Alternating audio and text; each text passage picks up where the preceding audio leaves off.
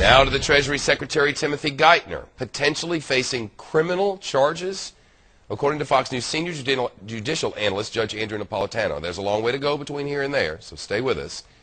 It all deals with how the Federal Reserve Bank of New York handled AIG, and he was in charge of that, the American Insurance Group, during the depths of the financial crisis. It's about what he did with them.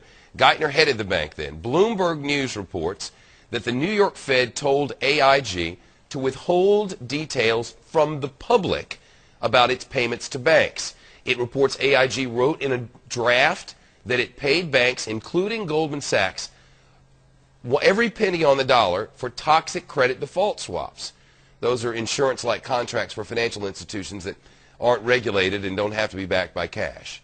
The New York Fed crossed that line out of the report, according to reports citing emails between the two companies. With us now to help explain this and what the legal ramifications are, Judge Andrew Napolitano. I got to tell you, I just read all that. I didn't read it very well, and I don't understand it. I think you read it quite well. I didn't read it well. Would you help us understand? Sure. Tim Geithner was the president of the New York Federal Reserve Bank in the fall of 2008, when the Federal Reserve and the Treasury and the White House and the Congress decided to bail out AIG. Right. In the process of that bailing out of AIG, many documents were exchanged. If you went to the bank to borrow money, you'd have to fill out documents. One of the documents AIG filled out said, we owe X dollars to Goldman Sachs and we plan on paying them 100 cents on the dollar.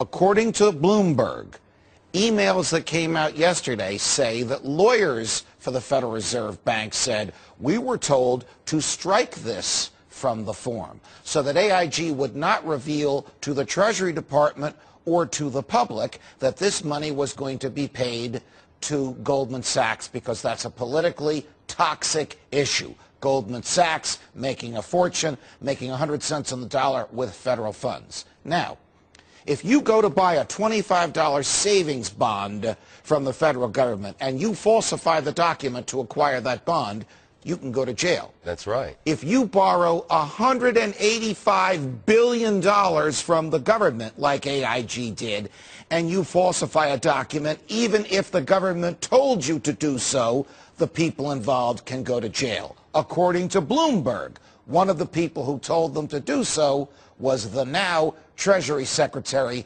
Timothy Geithner. All right. Now, they're alleging that they kept it from the people, that they didn't make it public what they were going to be doing with this money.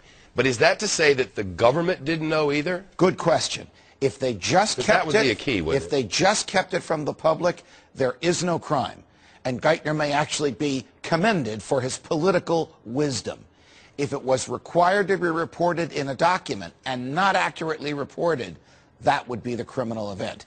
And anybody who conspired to do so, counseled to do so, or ordered someone to do so would be a potential defendant for that crime. It's piling up on one Tim Geithner. It is piling up on him. This does not look very good for intellectual honesty and for the competence of reposing the people's money in his hands. Why in the world would our government, with our money, pay 100 cents on the dollar for stuff that ain't worth the paper it's printed on? Why?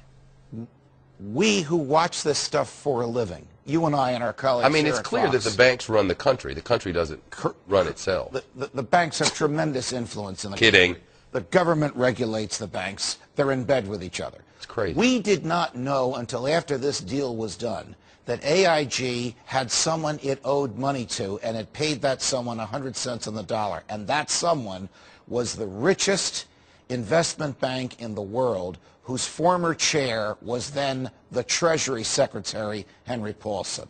The someone was Goldman Sachs. None of us knew that until after the $13 billion in federal funds had been paid to Goldman Sachs. What a tangled web we weave.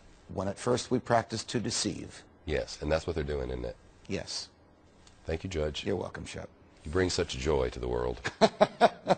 I'm just doing my job. Don't kill him.